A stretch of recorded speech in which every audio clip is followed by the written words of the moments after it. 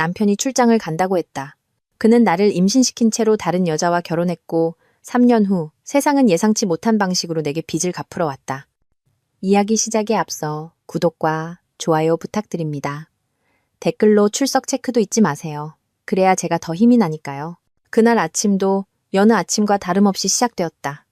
지훈이 우려낸 보리차 향과 열린 침실 창문으로 불어오는 바람에 커튼이 부드럽게 나부끼는 소리와 함께였다. 서연은 잠에서 깨어나며 희미해지는 꿈의 잔재를 느끼고 따뜻하고 아늑한 현실로 돌아왔다. 그녀 옆에는 이미 출근 준비를 마친 지훈이 침대 옆 협탁에 찻잔을 내려놓고 있었다. 잘 잤어, 잠꾸러기? 그의 목소리는 나지막하고 따뜻했다. 그는 서연의 이마에 입을 맞추었다. 5년의 결혼 생활 동안 단 한 번도 거르지 않은 의식이었다. 차 한 잔 만들었어. 어젯밤 그녀가 약간의 메스꺼움을 느꼈다고 말했기 때문이다. 서연은 미소를 지으며 남편의 손을 끌어당겨 꽉 잡았다. 고마워요, 여보. 당신이 최고야. 그녀는 몸을 일으켜 침대 머리맡에 기댔다. 며칠 전부터 느껴지던 가벼운 메스꺼움이 이상했지만 아직 입 밖으로 내뱉지 못한 희망, 작은 비밀로 간직하고 있었다. 그들의 삶은 충분함이라는 단어가 천국으로 구현된 모습이었다. 함께 대출금을 갚아나가는 도시 외곽의 작은 집, 차고에 나란히 주차된 2대의 차와 보는 이 누구나 부러워할 만큼 넘쳐흐르는 사랑. 건설회사 프로젝트 매니저인 지우는 야심찬 남자였지만 여전히 서연을 자신의 우주 중심으로 생각했다. 반면 프리랜서 그래픽 디자이너인 서연은 재택근무의 자유를 누리며 창의력으로 하루를 채우고 그들의 작은 안식처를 가꾸었다.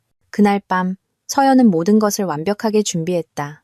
부엌에서는 풍부한 양념 향이 나는 갈비찜 냄새가 풍겨나와 그녀가 식당에 놓아둔 은은한 꽃향기와 경쟁했다. 그녀는 지훈이 가장 좋아하는 원피스를 입었다. 머리는 단정하게 빗었고 심장은 평소보다 조금 더 빠르게 뛰었다. 오늘은 결혼기념일도 생일도 아니었다. 바로 그들의 삶이 영원히 바뀔 날이었다. 지훈이 퇴근했을 때 그의 지친 얼굴은 서연의 환대를 보고 금세 환해졌다. 우와, 오늘 무슨 날이야? 자기? 내가 중요한 날 잊어버린 거 아니지? 그가 서연의 허리에 팔을 두르며 그녀의 향수 냄새를 맡았다. 아무 날도 아니에요. 그냥 사랑하는 남편이랑 특별한 저녁 먹고 싶어서. 서연이 대답하며 지훈을 식탁으로 이끌었다. 그들은 따뜻한 분위기 속에서 각자의 하루에 대한 이야기를 나누며 식사했다. 지훈은 자신이 추진 중인 새로운 프로젝트 제안에 대해 이야기했고, 서연은 자신의 작업물을 칭찬한 새로운 클라이언트에 대해 이야기했다. 대화 도중 서연은 금색 리본으로 포장된 작은 상자를 내밀었다. 지훈은 미간을 찌푸렸다. 나를 위한 선물? 서연은 그저 고개를 끄덕였다. 그녀의 입술은 수수께끼 같은 미소를 띠고 있었다. 호기심에 찬 지훈은 상자를 열었다. 그 안에는 부드러운 솜 위에 2개의 선명한 분홍색 줄이 그어진 작은 흰색 플라스틱 막대가 놓여 있었다. 지훈은 말이 없었다. 그의 눈은 그 물건을 응시하다가 희망과 불안이 섞인 서연의 얼굴로 향했다. 그 정보를 처리하는데 몇 초가 걸렸다. 2줄. 서연아, 이거. 그의 목소리가 떨렸다. 네, 여보. 우리 아기가 생겼어요. 서연이 속삭였다. 그녀의 눈에 눈물이 고이기 시작했다. 지훈의 반응은 서연이 기대했던 것 이상이었다. 창백했던 그의 얼굴은 순수한 행복의 폭발로 바뀌었다. 그는 의자에서 일어나 서연을 의자에서 들어올려 공중에서 빙빙 돌렸다. 서연은 기쁨의 흐느낌 속에서 웃음을 터뜨렸다. 세상에, 서연아, 고마워. 내가 아빠가 된다니. 그의 얼굴에는 웃음과 눈물이 뒤섞였다. 그는 서연을 조심스럽게 내려놓고는 그녀 앞에 무릎을 꿇었다. 그의 손이 아직 평평한 서연의 배를 어루만졌다. 안녕 아빠 아가. 안에서 건강하게 잘 지내렴. 그날 밤 그들은 잠들지 않았다. 그들은 소파에서 서로를 껴안고 몇 시간이고 미래를 계획했다. 아기 이름으로 아라와 노을, 하준과 서아를 두고 토론했다. 아기 방, 첫 학교, 첫 가족 여행을 상상했다. 그들의 천국은 더욱 완벽해지는 것 같았다. 그 기반은 더욱 견고해지는 것 같았다. 서연은 지훈의 품에 안겨 눈을 감았다. 자신이 세상에서 가장 운이 좋은 여자라고 굳게 믿으며 몇 주가 달콤한 행복감 속에서 흘러갔다. 서연이 겪는 아침 입덧은 그들 사이의 농담거리가 되었다. 지훈은 더욱 보호적으로 변해 서연이 잘 먹는지 확인하고 무거운 것을 들지 못하게 했으며 종종 서연 옆에 앉아 배를 어루만지며 아직 태어나지 않은 아기에게 자신의 하루 일과를 속삭여주곤 했다. 어느 날 밤 그들이 온라인 쇼핑몰에서 아기 가구를 구경하고 있을 때 지훈의 휴대폰이 울렸다. 화면에는 그의 상사 이름이 떠 있었다. 지훈은 근무 시간 외에 연락이 온 것에 약간 의아해하며 눈썹을 치켜떴다. 잠깐만, 자기야. 그는 서연에게 말하고 전화를 받으러 베란다로 나갔다. 서연은 별 생각 없이 다시 노트북 화면을 스크롤했다. 원목 색상의 아기 침대가 그들의 방벽 색깔과 잘 어울릴 것이라고 상상하며 하지만 지훈이 다시 들어왔을 때 분위기가 변한 것을 느낄 수 있었다. 편안해 보이던 그의 얼굴은 이제 더 심각해 보였다. 그의 눈에는 망설임의 기색이 서려 있었다. 무슨 일이에요? 서연이 노트북을 닫으며 물었다. 지훈은 그녀 옆에 앉아 손을 잡았다. 큰 소식이 있어 서연아. 전에 말했던 프로젝트 제안 말이야. 부산에 리조트 짓는 프로젝트. 승인됐어. 서연의 눈이 반짝였다. 정말요? 승인됐군요. 지훈은 고개를 끄덕였지만 그의 미소는 눈까지 닿지 않았다. 그리고 그들이 나를 거기 프로젝트 책임자로 임명했어. 와, 축하해요 여보. 그게 당신이 원했던 거잖아요. 서연이 진심으로 외쳤다. 하지만 지훈이 한숨을 쉬었다. 프로젝트를 최대한 빨리 시작해야 한대. 나 몇 달 동안 거기가 있어야 해. 순식간에 서연의 얼굴에서 미소가 사라졌다. 부산은 몇 시간이면 갈 수 있는 도시가 아니었다. 몇 달이라니. 그것은 지훈이 그녀의 임신 기간 중 중요한 순간들을 많이 놓치게 된다는 것을 의미했다. 그는 그들의 첫 초음파 검사를 놓칠 것이고 어쩌면 그녀의 배가 정말로 불러오기 시작할 때도 곁에 없을 것이다. 몇 달이요. 서연의 목소리는 힘없이 들렸다. 너무 길어요. 왜 하필 지금이에요? 지훈은 그녀를 더 꽉 껴안았다. 알아 자기야. 나도 지금 당신을 떠나야 한다는 생각만 하면 싫어. 특히 이런 상황에서는 더. 하지만 이건 일생일대의 기회야. 이 프로젝트 보너스로 우리 집 대출금도 갚고 출산 비용도 마련하고 우리 아이 교육비 저축도 할 수 있어. 난 우리를 위해, 우리 작은 가족의 미래를 위해 이 일을 하는 거야. 서연의 이성은 그 설명을 받아들일 수 있었다. 이것은 지훈의 경력에 있어 황금 같은 기회였고 그 보상은 분명 그들의 미래에 매우 매력적이었다. 하지만 그녀의 마음은 항의의 비명을 질렀다. 그녀는 텅 빈 집에서의 외로운 낮과 지훈의 따뜻한 품없는 밤, 그리고 혼자 겪어야 할 임신의 순간들을 상상했다. 아내의 얼굴에 서린 망설임을 본 지훈은 말을 이었다. 몇 달뿐이야 자기. 길어야 서너 달. 매일 전화하고 매일 밤 영상 통화하겠다고 약속할게. 당신이 혼자라고 느끼지 않게 할게. 우리 삶이 정말로 편안해지기 전에 치르는 마지막 작은 희생이라고 생각해줘. 서연은 간청으로 가득 찬 지훈의 눈을 바라보았다. 어떻게 그녀가 이기적으로 남편의 꿈을 막을 수 있겠는가? 어떻게 그들의 아이를 위한 계획임이 분명한 것을 거절할 수 있겠는가? 무거운 마음으로 그녀는 천천히 고개를 끄덕였다.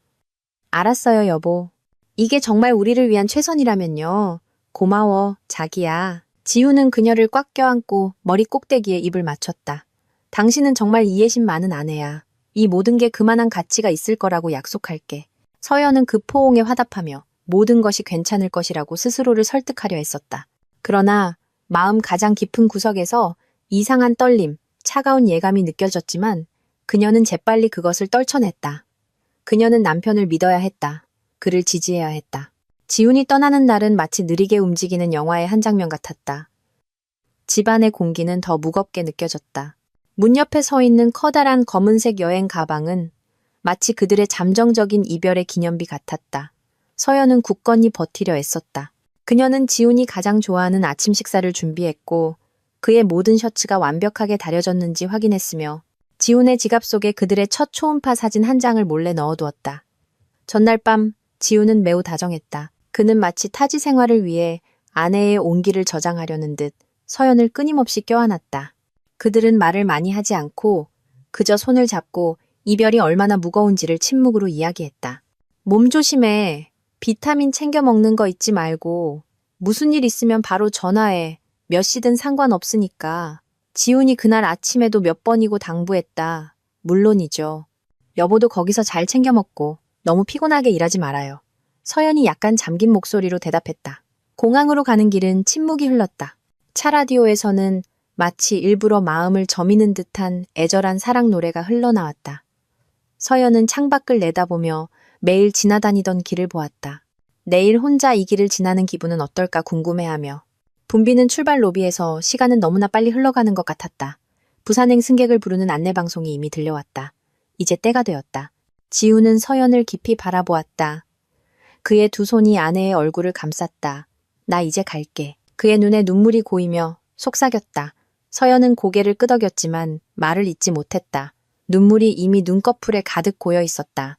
그리고 지우는 서연의 마음을 녹이면서 동시에 부서뜨리는 행동을 했다. 그는 서연 앞에 무릎을 꿇고 이제 막 조금 불러온 그녀의 배와 얼굴 높이를 맞췄다. 그는 배에 귀를 대고 부드러운 목소리로 속삭였다. 아빠 말 들리지? 아빠 잠깐 일하러 갔다 올게. 안에서 말썽 피우지 말고 엄마 잘 지켜주고 있어. 아빠가 곧 돌아와서 선물 많이 사줄게. 사랑한다. 그는 서연의 배에 부드럽게 입을 맞추고 일어나 아내를 다시 한번 껴안았다. 너무나도 꽉 차고 긴 포옹이었다. 사랑해 서연아. 언제나. 나도 사랑해요 여보. 서연이 남편의 어깨에 얼굴을 묻고 흐느꼈다. 무거운 마음으로 지우는 포옹을 풀고 여행 가방을 들고 심사대로 걸어갔다. 그는 한번 뒤돌아보며 억지 미소를 지으며 손을 흔들었다. 서연은 남편의 등이 인파 속으로 사라질 때까지 그 손짓에 화답했다. 그 순간 그녀의 방어선이 무너졌다. 그녀는 소리 없이 울며 배를 감쌌다. 한편으로는 가족을 위해 애쓰는 남편에 대한 사랑과 자부심으로 가득 찼지만 다른 한편으로는 엄청난 외로움이 그녀를 덮치기 시작했다. 가슴에 뻥 뚫린 구멍을 남긴 채 그녀는 텅 빈 차를 몰고 텅 빈 집으로 돌아왔다. 온 마음을 다 바친 남자의 달콤한 약속과 작별의 여운만이 그녀와 함께했다. 첫 주는 약속대로 흘러갔다. 지우는 약속을 지켰다. 매일 아침 안부를 묻는 전화가 걸려왔다.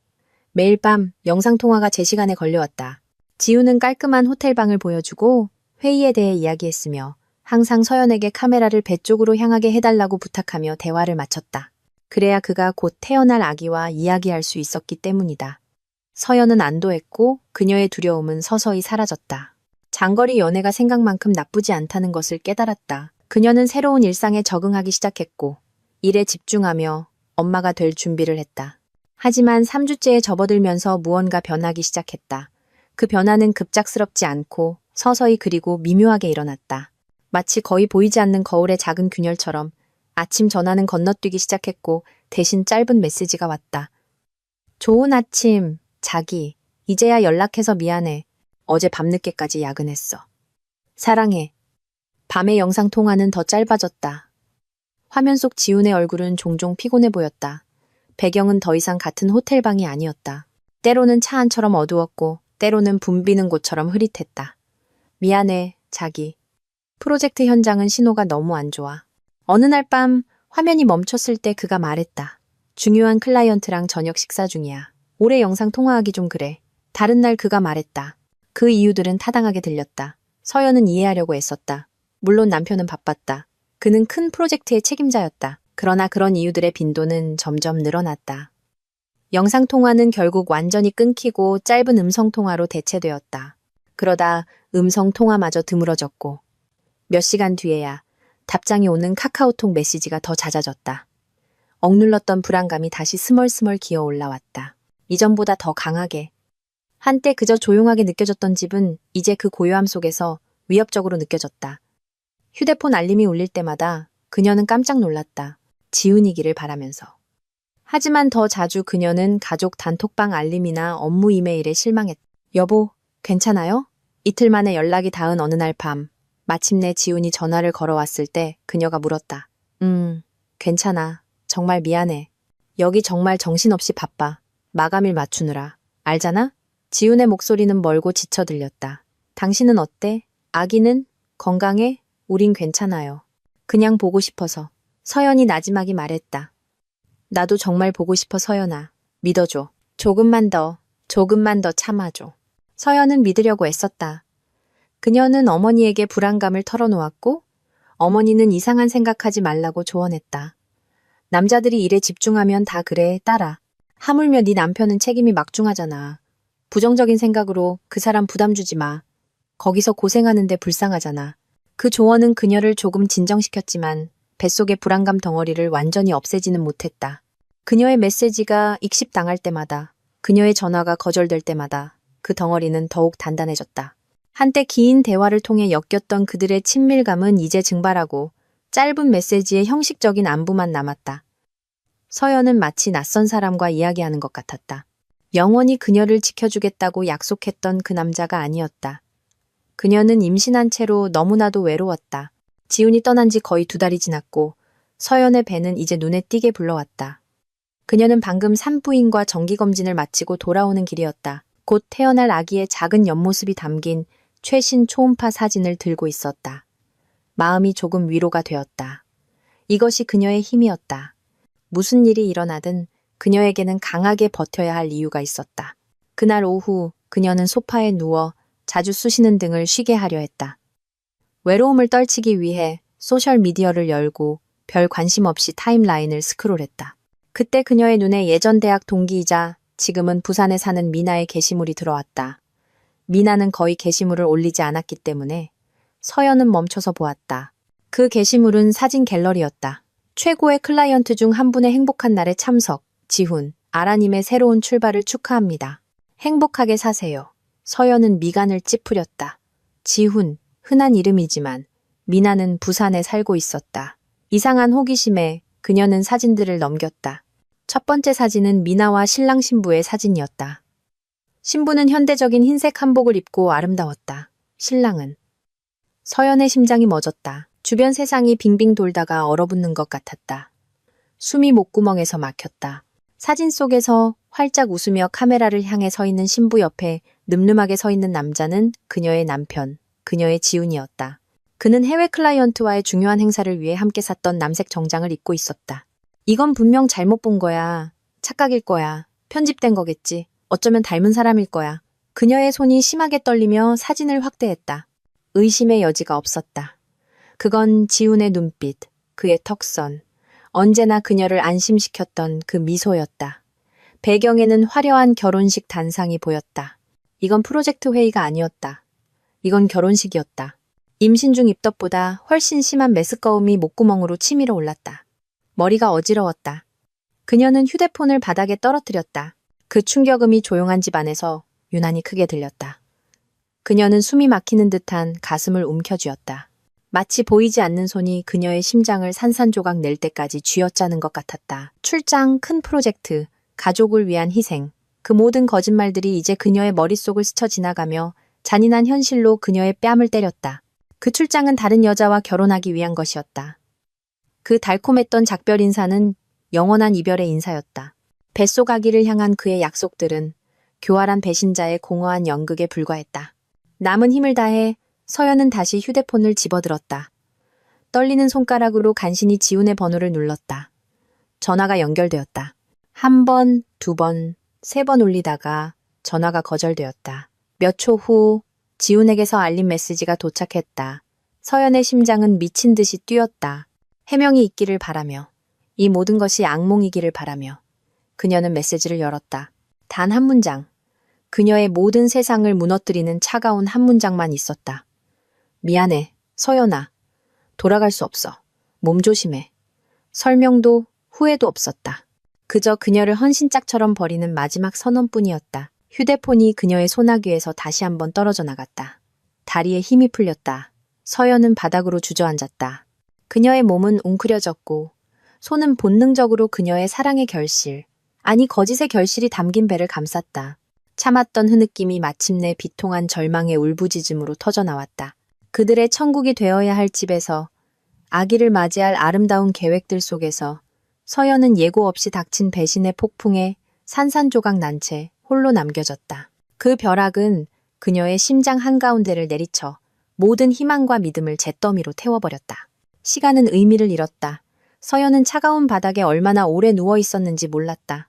배를 끌어안은 채 마치 그것이 자신을 붙잡아주는 유일한 닻인 것처럼 그녀의 울음은 온몸을 떨게 하는 소리 없는 흐느낌으로 바뀌었다. 지훈의 짧은 메시지가 그녀의 망막을 불태웠다. 모든 단어가 뜨거운 쇠 도장처럼 그녀의 마음에 새겨졌다. 미안해, 서연아. 돌아갈 수 없어. 몸 조심해. 미안해. 바다처럼 깊은 배신에 비해 너무나 얕은 단어. 몸 조심해. 그녀의 모든 안전 기반을 빼앗아간 후 내리는 잔인한 명령. 한때 그들의 사랑의 성이었던 집은 이제 유령 같은 추억으로 가득 찬 말없는 감옥으로 변했다. 벽에 걸린 그들의 결혼 사진은 그녀를 조롱하는 것 같았다. 미래를 계획했던 소파는 그녀의 등을 찌르는 듯했다. 모든 구석이 그녀가 살아온 거짓을 상기시켰다. 그녀는 남은 힘을 다해 일어나 술 취한 사람처럼 비틀거리며 벽에서 사진들을 떼어내기 시작했다. 하나씩 바닥에 내던졌다. 액자 유리가 산산조각 났다. 그 소리가 고통스러운 침묵을 깼다. 하지만 그것으로는 부족했다. 그녀 안의 고통은 너무나 커서 무생물을 부수는 것만으로는 해소될 수 없었다. 그녀는 휴대폰을 집어들었다. 의지할 곳이 필요했다. 실제 목소리가 필요했다. 여전히 떨리는 손가락으로 그녀는 어머니의 번호를 눌렀다. 연결음이 울리는 동안 그녀는 무슨 말을 해야 할지조차 몰랐다. 세상이 끝났다는 것을 어떻게 말로 설명할 수 있을까? 여보세요? 얘야. 저편에서 들려오는 어머니의 부드러운 목소리는 너무나 평범해서 서연의 내면의 혼란과 극명한 대조를 이루었다. 서연은 대답하려 했지만 터져나오는 흐느낌만이 흘러나왔다. 서연아, 왜 그러니? 얘야, 괜찮아? 뱃속 아기는? 어머니의 걱정스러운 질문 공세에 서연의 울음은 더욱 커졌다. 엄마. 마침내 그녀는 한 단어를 내뱉었다. 지훈 씨가. 그 사람이 다른 여자랑 결혼했어요, 엄마. 저편에서 잠시 침묵이 흘렀고 이내 숨 막히는 소리가 들렸다. 무슨 소리니, 얘야. 농담하지 마. 사진이 있어요. 사진이 있다고요, 엄마. 문자를 보냈어요. 돌아오지 않겠다고. 그녀는 흐느낌 사이로 더듬거리며 말했다. 세상에, 어머니의 입에서 나온 말은 그것뿐이었다. 그러나 서연은 그 외침 속에 담긴 충격과 분노를 느낄 수 있었다. 너 지금 어디야? 엄마가 그리로 갈게. 아무 데도 가지 말고 아무것도 하지 말고. 엄마 기다려. 전화가 끊겼다. 서연은 다시 깨진 유리 조각과 부서진 추억들 사이에 주저앉았다. 발을 다칠지도 모르는 파편들은 신경 쓰지 않았다. 마음의 상처가 훨씬 더 아팠다. 영원처럼 느껴졌던 1시간이 지나고 현관문이 열렸다. 어머니인 박 여사가 당황한 얼굴로 들어왔다. 창백하고 헝클어진 딸의 모습과 유리 파편으로 가득한 바닥을 보고 그녀의 심장이 덜컥 내려앉았다. 그녀는 별말 없이 서연을 바로 껴안았다. 그 포옹, 어머니의 포옹은 악몽 속에서 몇 시간 동안 헤매던 서연에게 처음으로 현실처럼 느껴진 것이었다. 박 여사는 많이 묻지 않았다. 그녀는 그저 딸을 껴안고 더 이상 흘릴 눈물이 없을 때까지 울게 내버려 두었다. 그녀는 참을성 있게 유리 조각을 치우고 서연을 방으로 데려가 딸이 기운을 차릴 수 있도록 설탕을 약간 넣은 따뜻한 차를 끓여주었다. 그녀는 불러오는 서연의 배를 보았고 마음이 쥐어짜는 듯 아팠다. 딸에게 이런 짓을 한 남자에 대한 분노가 치밀어 올랐다. 하지만 그녀는 그것을 꾹 참았다. 지금 가장 중요한 것은 서연과 그녀의 손주였다. 그날 밤 지훈이 떠난 후 처음으로 서연은 혼자 자지 않았다. 그녀는 어머니의 품에서 잠이 들었다. 비록 잠자리는 불안하고 배신의 그림자로 가득했지만 다음 며칠은 안개 속에서 흘러갔다. 서연은 거의 음식을 입에 대지 않고 멍하니 벽만 바라보며 머릿속에서 지훈의 모든 거짓말을 되감았다. 예전에는 이상하게 느껴졌던 모든 작은 디테일들이 이제는 명확해졌다. 자주 끊기던 전화, 영상통화를 꺼리던 모습, 끝이 없던 바쁘다는 핑계들. 모든 것이 거대한 연극의 일부였다. 딸의 상태가 점점 더 걱정스러워진 박 여사가 말했다. 서연아, 내일 병원 가자. 아기 검사해야지. 너한테 의지하고 있는 또 다른 생명이 있다는 걸 기억해야 해. 서연은 그저 힘없이 고개를 끄덕였다. 그녀는 무감각했다. 그녀의 일부는 지훈의 배신과 함께 죽어버린 것 같았다. 시원한 산부인과 진료실에서 서연은 의사의 질문에 조용히 앉아 있었다. 그녀는 마지못해 대답했고 어머니가 떨리는 목소리로 상황을 더 많이 설명했다. 지혜로운 중년 여성 의사는 깊은 공감의 눈빛으로 서연을 바라보았다. 서연 씨. 그녀가 부드럽게 말했다. 겪으신 일에 대해 정말 유감입니다. 하지만 이런 과도한 스트레스는 태아에게 매우 위험해요. 혈압이 조금 높으시네요. 아기를 위해서라도 서연 씨의 상태를 안정적으로 유지해야 합니다. 서연은 그저 고개를 숙였다. 이 아기.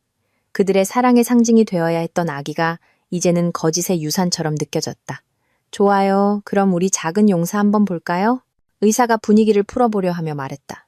그녀는 서연의 배에 차가운 젤을 바르고 그 위로 변환기를 움직이기 시작했다. 모니터에 회흑색의 형태가 나타났다. 서연은 고개를 돌렸다. 참아볼 수가 없었다. 너무나 고통스러웠다. 봐봐. 얘야. 봐봐. 어머니가 그녀의 팔을 어루만지며 속삭였다. 의사가 버튼 하나를 누르자 갑자기 진료실은 한 소리로 가득 찼다. 강하고 빠르고 규칙적인 소리. 쿵, 쿵, 쿵, 쿵, 쿵. 그것은 심장 박동 소리였다.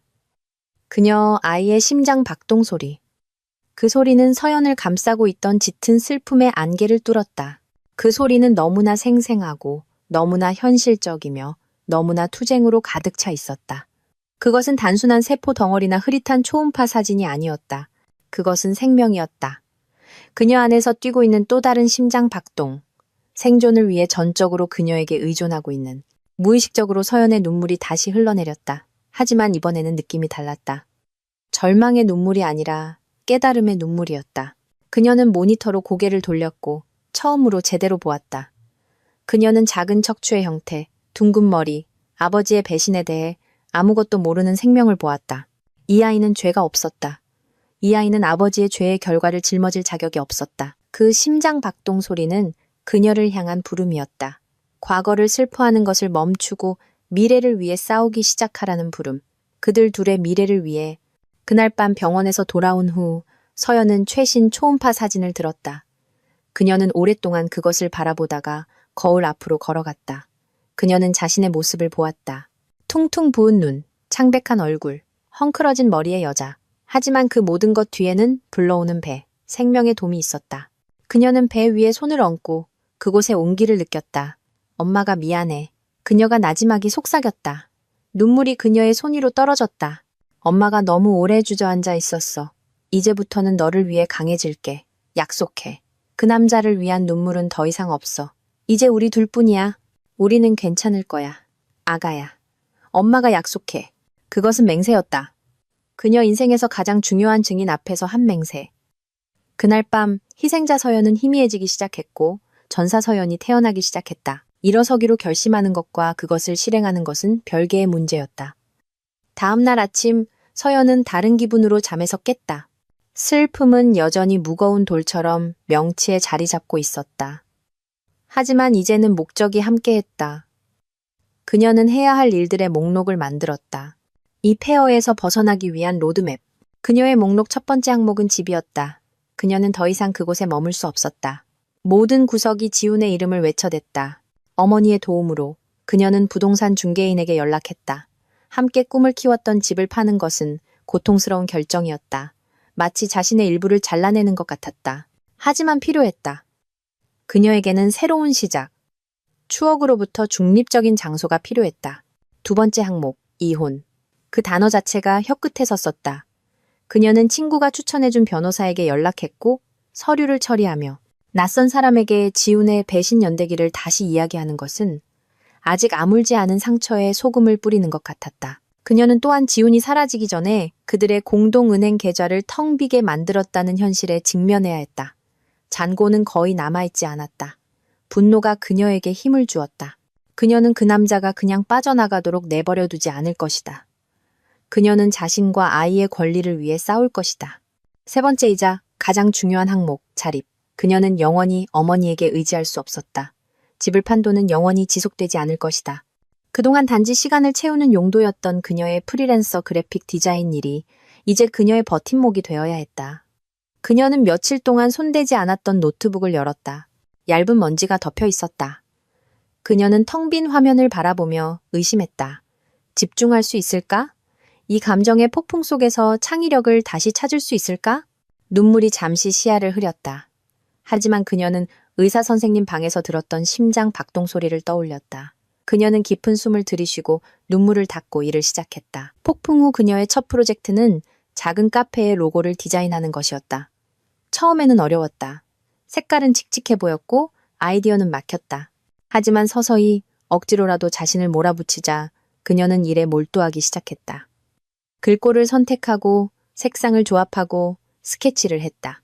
그 과정은 일종의 치료가 되었다. 매일 몇 시간 동안 그녀는 고통을 잊고 오직 선과 형태에만 집중할 수 있었다. 일은 그녀의 도피처이자 새로운 삶으로 가는 다리가 되었다. 프로젝트가 완료되고 대금이 입금될 때마다 그것은 작은 승리였고 그녀가 혼자 힘으로 설 수 있다는 확인이었다. 몇 달이 지나고 서연의 배는 점점 더 커졌다. 그녀는 어머니 집에서 멀지 않은 작고 아늑한 월세 집으로 이사했다. 그 집은 소박했고 예전 집과 같은 호화로움은 없었지만 서연은 더 평화로움을 느꼈다. 그녀는 자신의 힘으로 번 돈으로 산 아기 용품으로 그 집을 채웠다.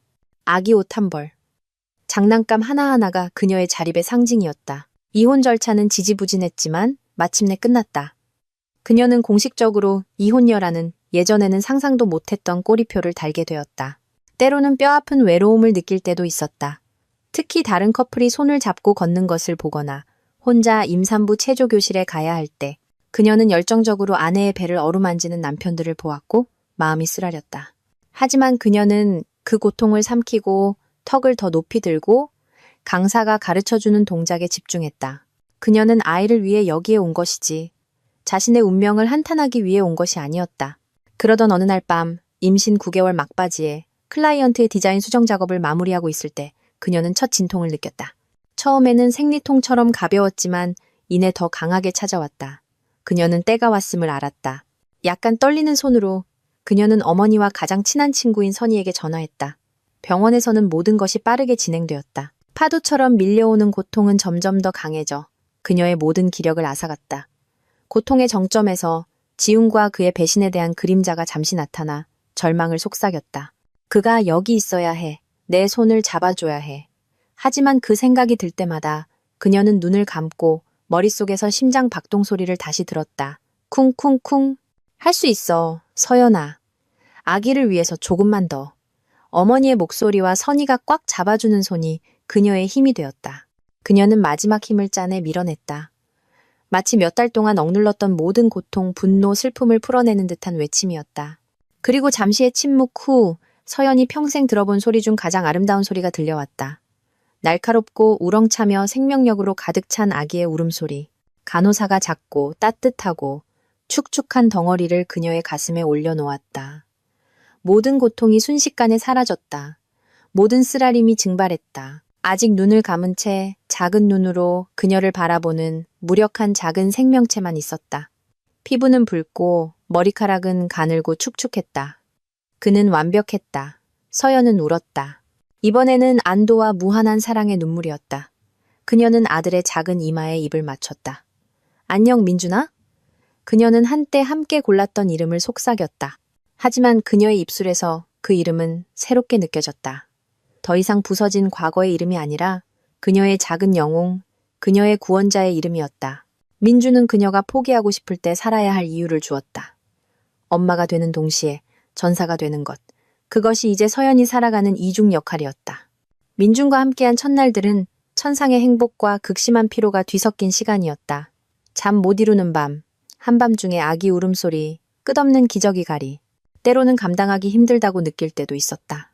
피곤함에 방구석에 앉아 조용히 우는 동안 민준도 아기 침대에서 울고 있었다. 싱글맘이 되는 것은 그녀가 상상했던 것보다 훨씬 더 힘들었다.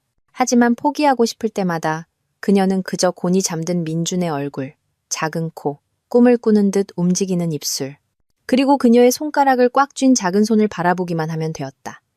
새로운 힘이 그녀 안으로 흘러들어왔다. 일은 계속되어야 했다. 서연은 여러 가지 일을 동시에 하는 전문가가 되었다. 그녀는 종종 한 팔로는 잠든 민준을 안고 다른 손으로는 노트북의 마우스를 움직여 디자인을 완성하는 모습을 보였다. 집은 항상 깨끗하지 않을 수도 있고 그녀 자신은 종종 식사를 거르기도 했지만 민준은 항상 깨끗하고 향기로우며 필요한 모든 것을 충족받았다. 어느 날 오후 칭얼대는 민준을 달래며 클라이언트의 이메일에 답장하려 애쓰고 있을 때 알림이 하나 들어왔다. 몇 달 전 그녀가 로고를 디자인해준 작은 카페에서 온 이메일이었다. 그녀의 심장이 두근거렸다. 불만 사항일까봐 두려웠다. 알고 보니 그 반대였다. 안녕하세요, 서연 씨. 저희 카페가 아주 잘 되고 있고 많은 손님들이 저희의 독특하고 매력적인 로고를 칭찬해 주신다는 소식을 전해드리고 싶었습니다. 저희는 협업에 매우 만족합니다. 그래서 앞으로 저희의 모든 디자인 요구 사항에 대해 월간 고정 계약을 제안하고 싶습니다. 서연은 이메일을 2번 읽었다. 고정 계약은 매달 고정 수입을 의미했다. 그녀에게 절실히 필요했던 재정적 안정. 감격의 눈물이 다시 그녀의 뺨을 적셨다.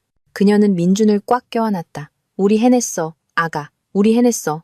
그녀가 속삭였다. 그것은 승리였다. 그녀가 할 수 있다는 명백한 증거. 그녀는 지훈이 필요 없었다. 그녀와 민주는 자신들만의 세상을 만들 수 있었다. 몇 달이 지나고 서연의 삶은 리듬을 찾았다. 아침은 아기죽 냄새와 민준의 웃음소리로 채워졌다.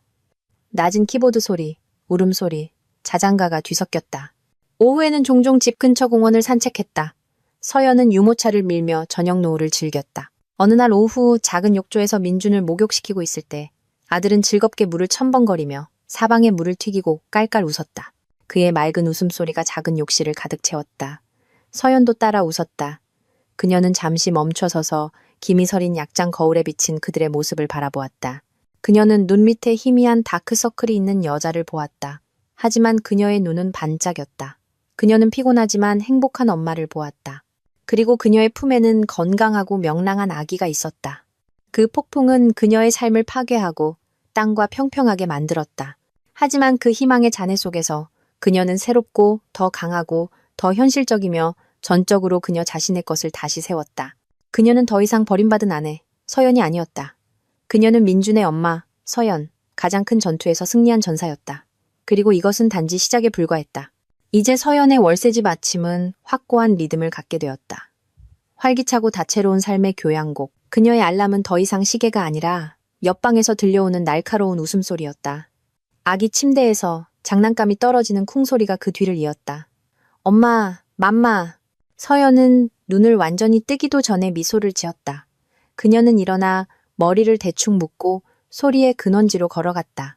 그곳에는 이제 2살이 넘은 아들 민준이 아기 침대 난간을 잡고 서 있었다. 그 아이는 더 순수하고 순진한 버전의 지훈의 축소판이었다. 한때는 고통스러웠지만 이제는 서연이 옅은 미소로 받아들이는 사실이었다. 하지만 그 눈, 호기심으로 가득 찬 반짝이는 눈은 서연의 것이었다. 좋은 아침, 우리 아들. 그녀가 민준의 작은 몸을 들어 올려 입맞춤 세례를 퍼부었다. 민준은 간지러운 듯 킥킥거렸다. 그의 작은 손이 어머니의 뺨을 톡톡 쳤다. 그 폭풍이 지나간 지 2년이 흘렀다. 서연에게는 평생처럼 느껴졌다. 차가운 바닥에서 산산조각 났던 여자는 이제 다른 사람으로 변해 있었다. 그녀는 서연 크리에이션의 대표, 서연이었다. 그래픽 디자인 서비스가 필요한 중소기업들 사이에서는 꽤 알려진 이름이었다. 클라이언트는 많았고 일은 안정적이었다. 그녀는 심지어 꿈에 그리던 작은 집 계약금을 위해 저축도 할 수 있었다. 그녀 자신의 이름으로 살 집이었다. 그날 오후 카펫 위에서 나무 블록으로 탑을 쌓는데 열중인 민준을 지켜보며 서연은 생각에 잠겼다. 지훈의 배신으로 인한 상처는 완전히 사라지지 않았다. 그 상처는 피부의 흉터처럼 그녀의 일부가 되어 항상 그곳에 있을 것이다. 하지만 더 이상 욱신거리지 않았다. 그것은 단지 그녀가 얼마나 멀리 왔는지를 상기시키는 희미한 흔적일 뿐이었다. 그녀는 더 이상 지훈을 미워하지 않았다. 그저 아무 감정도 느끼지 못했다. 그 남자는 단지 끝난 장일 뿐이었다. 다른 사람의 삶에서 온 유령. 이제 서연의 세상은 2가지를 중심으로 돌아갔다. 아들과 일. 그녀는 행복했다. 아니, 더 정확히는 그녀는 만족했다. 그 만족감은 안전하게 느껴졌다. 그녀는 민준을 정문 파수꾼으로 삼아 자신의 마음을 견고한 요새로 다시 쌓았다. 다른 사람을 위한 공간은 없었다. 그날 밤 어머니와 통화할 때 같은 주제가 다시 나왔다. 서연아, 너 아직 젊고 예쁘고 독립적이잖아. 박 여사가 저편에서 말했다. 다시 마음 열 생각은 없는 거니? 민준이도 불쌍하잖아. 아빠 역할이 필요해. 서연은 작게 웃었다. 이 질문에 대응하기 위해 이미 훈련된 웃음이었다. 엄마, 아빠 역할은 할아버지나 삼촌한테서도 얻을 수 있어요. 게다가 제 마음은 이미 민준이랑 일로 꽉 찼어요. 빈자리 없어요. 그녀는 가볍게 대답했다. 그녀는 진심이었다. 그녀는 삶을 완성하기 위해 남자가 필요하지 않았다. 그녀는 이미 온전했다. 그녀와 민준은 견고한 팀이었다. 그것이 그녀의 신념이었다. 그러던 어느 화창한 토요일 오후 시민공원에서였다. 시민공원은 그들의 주말 의식이었다. 민준이 마음껏 뛰어놀 수 있고 서연이 일주일 내내 노트북 화면을 본 후 신선한 공기를 마실 수 있는 곳. 그날 민준은 탐험가 모드였다. 그는 즐거운 웃음소리를 내며 이리저리 뛰어다녔고 서연은 각별히 주의를 기울여야 했다. 민준아, 너무 멀리 가지 마. 서연이 돗자리 위에서 도시락을 정리하며 외쳤다. 물론 그 경고는 오른쪽 귀로 들어와 왼쪽 귀로 나갔다. 넘치는 활력의 민주는 새로운 목표를 발견했다. 공원 벤치에서 조용히 책을 읽고 있는 한 남자. 전속력으로 민주는 그를 향해 달려갔다. 하지만 아직 불안정한 그의 걸음걸이는 그 남자 바로 앞에서 자신의 발에 걸려 넘어지게 만들었다. 민준아! 서연이 벌떡 일어났다. 심장이 목구멍까지 튀어나왔다. 서연이 그들에게 닿기도 전에 남자는 이미 책을 내려놓고 웅크리고 앉아 있었다. 그는 놀라거나 방해받은 것처럼 보이지 않았다. 차분한 동작으로 그는 민준이 일어서는 것을 도왔다. 와, 정말 빨리 달리네. 꼬마 친구, 어디 아픈 데는 없어? 그는 깊고 차분한 목소리로 물었다. 보통 넘어지면 울음을 터뜨리는 민주는 그저 동그란 눈으로 남자를 쳐다보다가 고개를 저었다. 서연이 숨을 헐떡이며 도착했다. 어머, 정말 죄송합니다. 죄송해요, 제 아들이. 남자는 미소를 지었다. 눈가에 주름이 지는 친절한 미소였다. 괜찮습니다, 아주머니. 다치지 않았잖아요. 그게 가장 중요하죠. 아드님이 아주 활발하네요. 가끔은 너무 활발해서요. 서연이 민준의 바지 무릎에서 잔디먼지를 털어내며 대답했다. 도와주셔서 정말 감사합니다. 천만에요. 저는 갈리입니다. 남자가 손을 내밀었다. 서연은 잠시 망설였지만 결국 그 내민 손을 잡았다. 서연입니다. 만나서 반갑습니다, 서연 씨. 갈리가 말했다. 그의 시선은 따뜻하고 존중심이 가득했다. 서연이 낯선 남자들에게서 종종 받는 추파나 과도한 호기심의 눈빛은 없었다. 그저 진심 어린 친절한 뿐이었다. 그들은 날씨, 주말 공원이 얼마나 붐비는지에 대해 잠시 가벼운 대화를 나누었다. 갈리는 서연의 사생활에 대해 많이 묻지 않았고 서연은 그것에 감사했다. 그는 가끔 민준에게 미소를 지었고 보통 낯선 사람에게 낯을 가리는 민준은 오히려 편안함을 느꼈다. 서연이 돗자리로 돌아가겠다고 작별 인사를 했을 때 이상한 감정이 남았다. 오랫동안 느끼지 못했던 가벼운 느낌. 그 만남은 짧고 평범했다. 하지만 왠지 모르게 즐거웠다. 몇 년 만에 처음으로 그녀는 마음 주위에 방패를 칠 필요 없이 남자와 대화를 나누었다. 서연은 그 만남이 그저 지나가는 우연이라고 생각했다. 하지만 다음 주 토요일 그녀와 민준이 다시 공원에 갔을 때 그녀는 같은 벤치에 있는 같은 모습을 보았다. 이번에는 책이 아니라 무릎 위에 노트북을 놓고 있었다. 서연과 민준을 본 갈리는 미소를 지으며 손을 흔들었다. 서연은 약간 어색했지만 손짓에 화답했다. 친절한 남자를 기억하는 민준은 오히려 그에게 작은 걸음으로 다가갔다. 아저씨, 그가 불렀다. 갈리는 노트북을 닫았다. 안녕, 꼬마 친구. 또 만났네. 그는 이어서 서연을 바라보았다. 아무래도 여기가 우리 둘 다 좋아하는 공원인가 봐요. 이번에는 그들의 대화가 조금 더 길었다. 서연은 갈리가 어디서든 일하는 건축가라는 것을 알게 되었다. 갈리는 서연이 그래픽 디자이너라는 것을 알게 되었다. 민준이 아이스크림을 사달라고 칭얼대기 시작하자 갈리는 편안하게 말했다. 마침 저도 마실 것 좀 사려고 했는데 저기 끝에 있는 아이스크림 가게에 같이 가는 거 어때요? 서연은 잠시 망설였지만 민준의 눈에서 반짝이는 빛을 보고 결국 고개를 끄덕였다. 아이스크림 가게에 앉아있는 것은 이상하면서도 편안했다. 갈리는 민준과 아주 잘 어울렸고 아기의 옹알이에 참을성 있게 응대했으며 서연이 아들의 손에서 초콜릿을 닦아주느라 정신없을 때 능숙하게 아이스크림 한 숟가락을 떠먹여주기까지 했다. 갈리는 그녀를 유혹하려 하거나 공허한 칭찬을 던지지 않았다. 그는 진심이었다. 그는 서연에게 친구처럼 말했고 민준에게는 마치 작은 친구인 것처럼 말했다. 그들이 헤어지기 전에 갈리가 편안한 어조로 말했다. 서연 씨랑 이야기해서 정말 즐거웠어요. 괜찮으시다면 다음에는 커피 한잔 할 수 있을까요? 물론 이 작은 사장님도 함께 해야죠. 그는 민준을 향해 윙크했다. 그 제안은 너무나 가볍고 부담스럽지 않았다. 민준을 작은 사장님이라고 부른 것은 서연의 마음을 따뜻하게 했다. 그것은 갈리가 그녀의 우선순위를 이해한다는 것을 보여주었다. 잠시 생각한 후 서연은 자신의 전화번호를 알려주었다. 그들의 첫 커피는 며칠 후에 이루어졌다. 그리고 주말에는 점심 식사가 있었다. 그리고 서점에 갔다. 갈리는 결코 서두르지 않았다. 그는 마치 마음을 안정시키는 클래식 음악의 선율처럼 느리고 꾸준한 리듬으로 움직였다. 한때 지훈처럼 요란하고 헛된 약속으로 가득 찬 록 음악과는 매우 달랐다. 갈리는 한결같은 남자였다. 그가 7시에 전화하겠다고 하면 정확히 7시에 서연의 휴대폰이 울렸다. 그는 그녀에게 메시지를 퍼붓지 않았지만 항상 간단한 아침, 인사와 서연의 하루가 어땠는지에 대한 진심 어린 질문이 있었다. 가장 중요한 것은 그는 결코 민준의 아빠 자리를 대신하려 하지 않고 갈리 삼촌, 그의 재미있는 놀이친구로서 아이와 자신만의 관계를 쌓아갔다. 서연이 갈리와 더 많은 시간을 보낼수록 그녀가 힘들게 쌓아 올린 요새의 벽은 점점 더 허물어졌고 그것은 그녀를 두렵게 했다. 어느 날 밤 갈리가 참을성 있게 민준에게 연날리는 법을 가르쳐 주어 하루 종일 웃은 후 서연은 복잡한 감정으로 아들을 재웠다. 그녀는 행복했다. 진심으로 순수한 행복. 하지만 그 행복 바로 뒤에는 두려움이라는 괴물이 숨어 있었다. 그녀는 어둑한 거실에 혼자 앉아 있었다. 이 모든 게 일시적인 거라면 어떡하지? 갈리도 똑같다면 어떡하지? 그도 떠나버리면 어떡하지? 마음속 상처가 가려웠다. 다시 마음을 여는 것은 마치 일부러 기찻길에 서 있는 것 같았다. 이번에는 기차가 제 시간에 멈춰주기를 바라면서. 다음 날, 그녀는 침울한 얼굴로 어머니 댁에 갔다. 갈리가 서연과 민준을 데리러 오는 것을 몇 번 본 박 여사는 딸의 고민을 바로 알아차렸다. 두려운 거니? 어머니가 차 한 잔을 내밀며 말했다. 그것은 질문이 아니라 단언이었다. 서연은 고개를 끄덕였다. 무서워요, 엄마.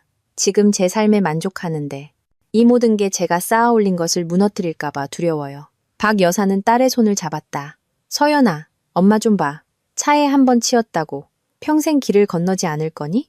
지훈 씨의 죄 때문에 갈리 씨를 벌하지 마. 그에게 기회를 줘. 더 중요한 건 너 자신에게 행복해질 기회를 주는 거야. 어머니의 조언이 그녀의 마음에 스며들었다. 며칠 후 마치 그녀의 생각을 읽기라도 한 듯 갈리는 공원에서 돌아온 후 민준이 차에서 낮잠을 자고 있을 때 진지한 대화를 청했다. 서연 씨, 갈리가 조용히 시작했다. 과거의 무거운 짐을 지고 있다는 거 알아요. 상상할 수 없고 완전히 이해하는 척하지도 않을 거예요. 하지만 제 마음이 진심이라는 걸 알아줬으면 해요. 장난치는 거 아니에요. 당신을 좋아하고 민준이도 정말 아껴요. 그는 잠시 멈춰 서연의 눈을 똑바로 바라보았다. 절대 당신을 강요하거나 서두르지 않을 거예요. 그저 하루하루 모든 남자가 똑같지 않다는 걸 보여주고 싶을 뿐이에요. 어제도 오늘도 그리고 당신이 허락한다면 내일도 여기 있을게요.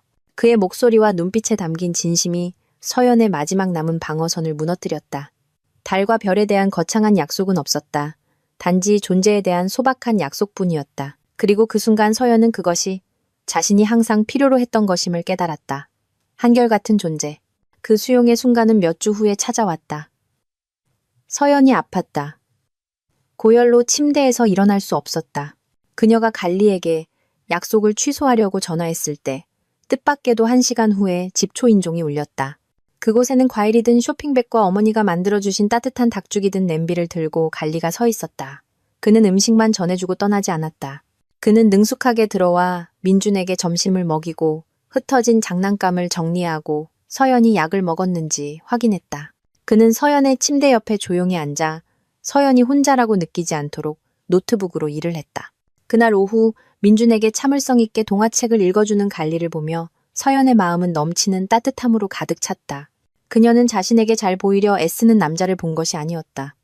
그녀는 파트너, 친구, 아들의 미래의 아버지를 보았다. 그 순간 서연은 두려움을 떨쳐버리고 행복을 맞이하기로 결심했다.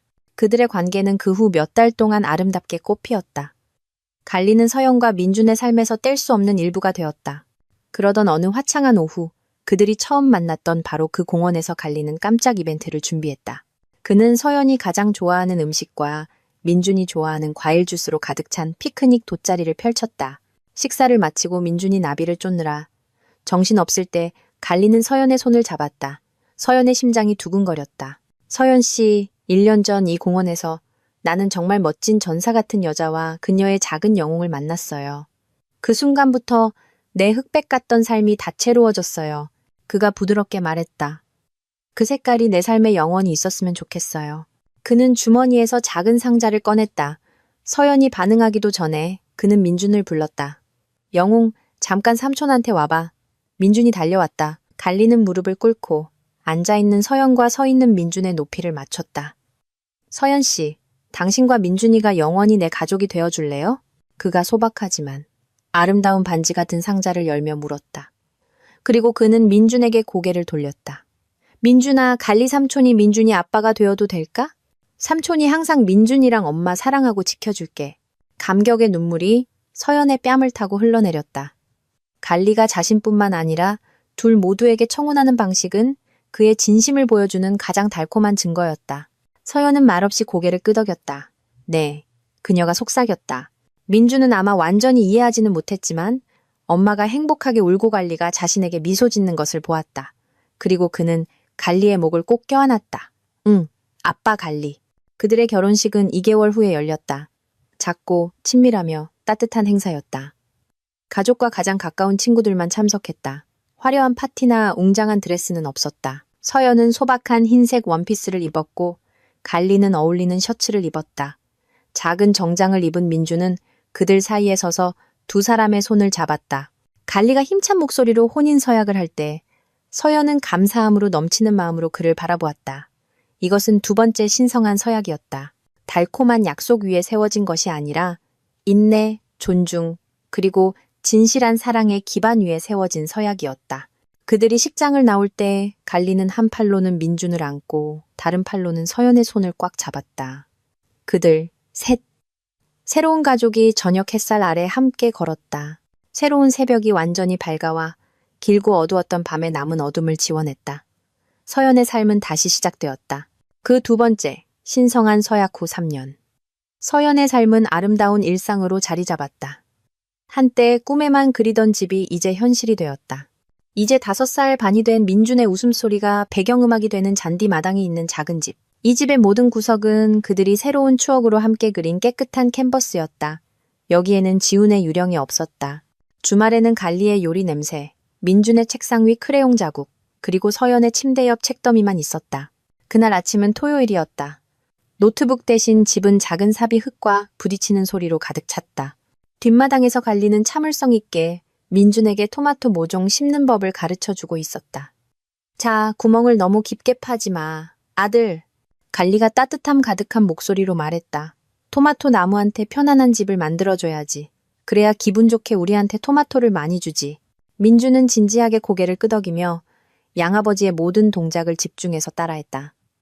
서연은 테라스에서 케이크 반죽을 저으며 그들을 지켜보았다.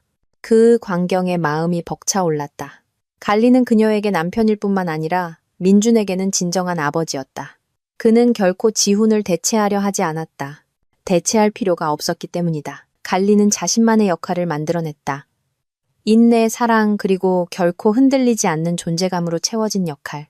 그날 밤 토마토 수확의 꿈을 꾸며 민준이 깊이 잠든 후 서연과 갈리는 뒷마당 테라스에 단둘이 앉았다. 따뜻한 생강차 2잔, 시원한 밤 공기, 그리고 귀뚜라미 소리가 그들의 친밀함에 말없는 증인이었다. 오늘 민준이가 정말 신났어요. 서연이 갈리의 어깨에 머리를 기대며 말했다. 나한테 그러더라고요. 나중에 토마토가 커지면 갈리 아빠한테 토마토 소스를 만들어줄 거라고. 갈리는 나지막이 웃었다. 그럼 세상에서 제일 맛있는 토마토 소스를 먹게 되겠네. 그가 그녀를 더 꽉 껴안았다. 있잖아, 서연아. 당신이랑 민준이가 행복해하는 모습을 보는 게 내 인생 최고의 일이야. 서연은 테라스 불빛에 비친 남편의 얼굴을 바라보았다. 평온하고 사랑이 가득한 얼굴. 그녀는 과거를 떠올렸다. 불안과 거짓으로 가득 찼던 시절. 지금 느끼는 평화와 얼마나 대조적인가. 다시는 가질 수 없을 거라고 생각했던 평화. 제가 감사하죠, 여보. 서연이 속삭였다. 와줘서 진실한 사랑이 있다는 걸 보여줘서 고마워요. 민준이를 친아들처럼 사랑해줘서 고마워요. 민준이는 내 아들이야. 갈리가 단호하지만 부드럽게 대답했다. 당신이 내 세상인 것처럼. 그 후 그들은 편안한 침묵 속에 앉아 있었다. 이 집에서 같은 하늘 아래 서연은 잃어버렸던 자신의 일부를 찾았다고 느꼈다. 심지어 잃어버렸는지도 몰랐던 부분까지. 그녀는 치유되었다. 온전했다. 행복했다.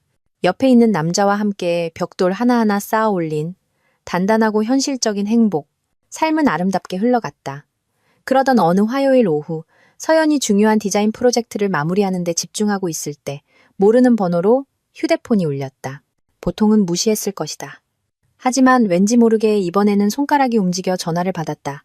여보세요? 안녕하세요? 혹시 서연 씨 맞으신가요? 저편에서 한 여자의 망설이는 목소리가 들려왔다. 어렴풋이 익숙하게 느껴지는 목소리였다. 네, 맞는데요. 실례지만 누구시죠? 긴 한숨 소리가 들렸다. 저 살이에요. 아마 잊으셨을 수도 있는데. 지훈 씨 사촌이요. 순식간에 서연의 몸의 모든 근육이 긴장했다. 그 이름.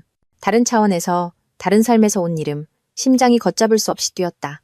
그리움이나 증오 때문이 아니라 충격 때문이었다. 왜? 거의 6년 동안의 침묵 끝에 왜 그 가족이 그녀에게 연락을 했을까?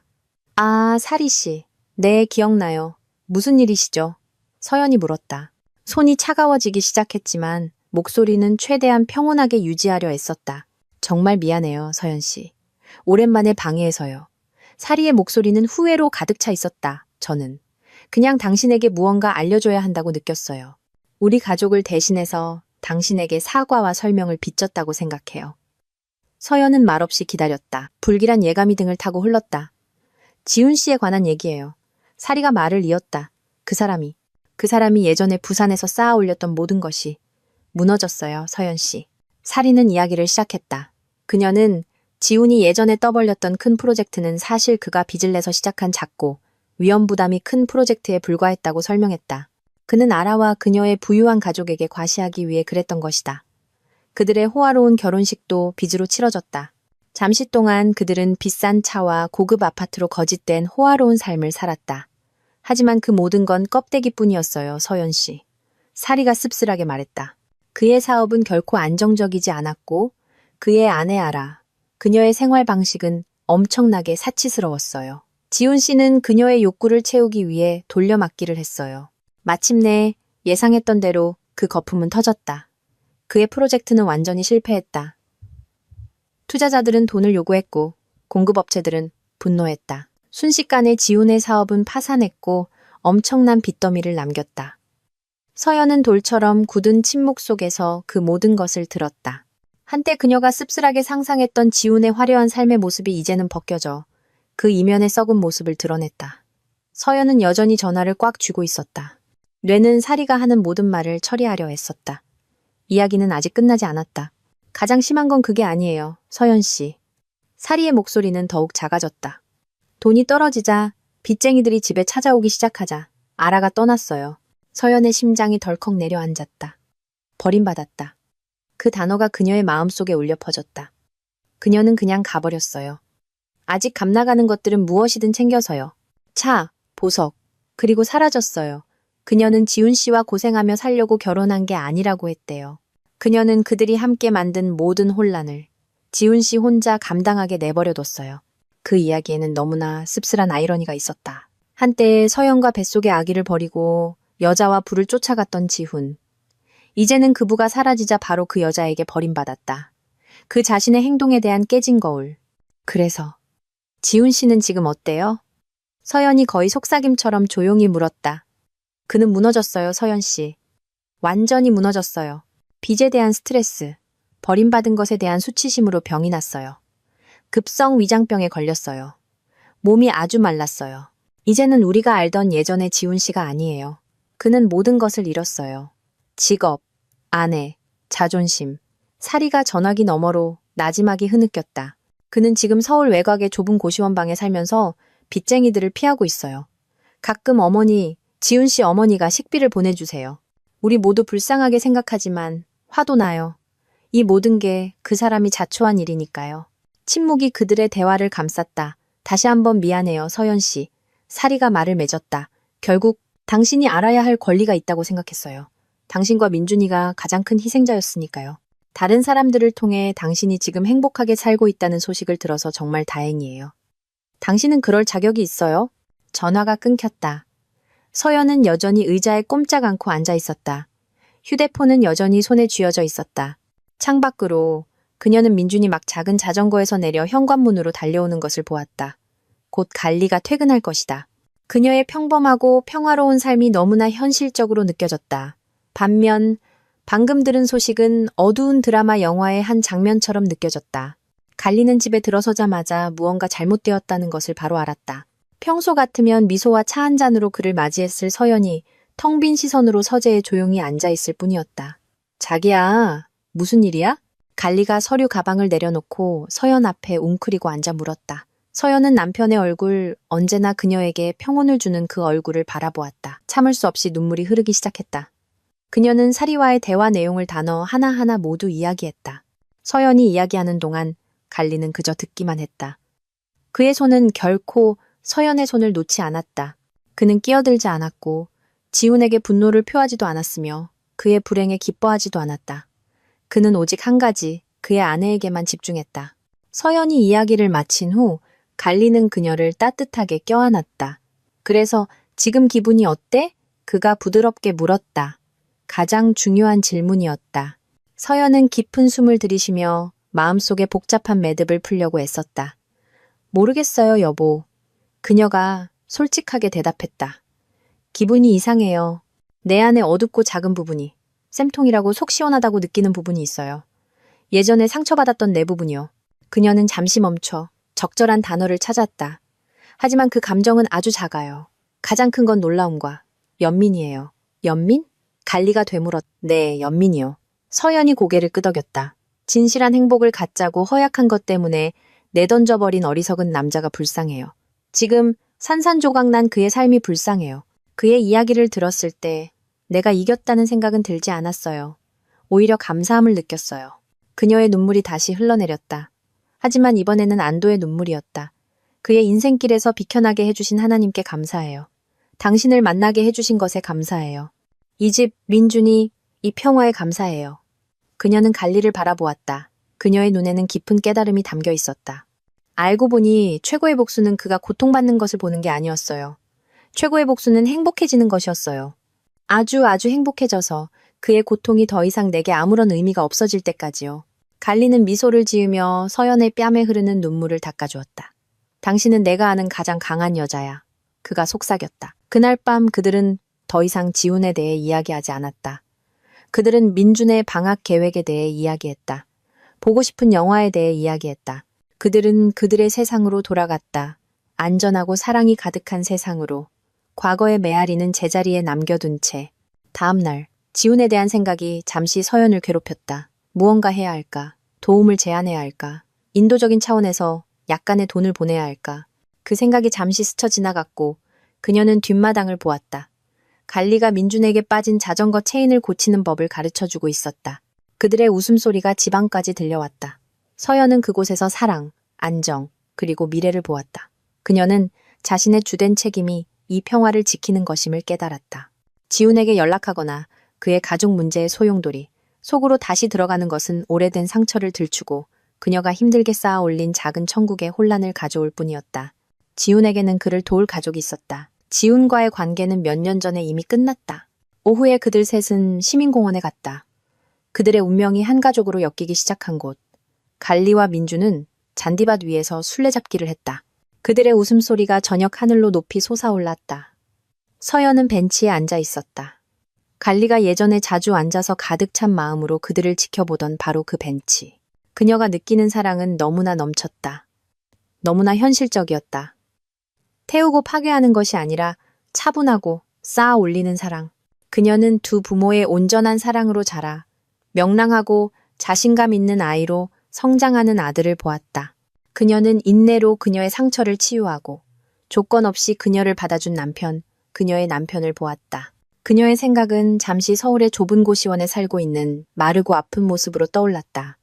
한때 그녀의 마음을 쥐고 있다가 산산조각 낸 그 모습. 그녀는 그의 외로움, 그의 빚, 그의 후회를 상상했다. 더 이상 분노도 증오도 없었다. 단지 너무나 먼 거리감만 있었다. 마치 그들이 서로 다른 행성에 있는 것처럼. 그녀는 빛으로 가득 찬 행성에 있었고 지우는 자신이 판 어두운 구덩이에 빠져 있었다. 얇고 평화로운 미소가 서연의 입술에 그려졌다. 그녀는 눈을 감고 얼굴에 닿는 따뜻한 저녁 햇살을 즐겼다. 마음의 고요함 속에서 저주가 아니라 마지막 해방으로서 한 문장이 소리 없이 읊어졌다. 이미 끝난 이야기의 문장 끝에 찍는 마침표. 네, 업보를 즐겨. 그녀는 다시 눈을 떴다. 갈리와 민준이 그녀를 향해 달려와 그녀를 꽉 껴안았다. 서연은 웃으며 그들의 포옹에 화답하고 그 순간에 온전히 자신을 잠갔다. 그녀는 더 이상 뒤돌아보지 않았다. 그녀의 미래는 여기에, 그녀의 품 안에 황금빛 저녁 하늘 아래에 있었다. 그녀는 자유로웠다. 진정으로 자유로웠다. 배신의 지옥을 겪은 후 자신만의 천국을 찾은 서연의 이야기의 끝이다. 최고의 복수는 증오가 아니라 우리 자신의 손으로 쌓아 올린 진정한 행복이라는 증거. 카르마는 단지 우주가 주는 예상치 못한 보너스일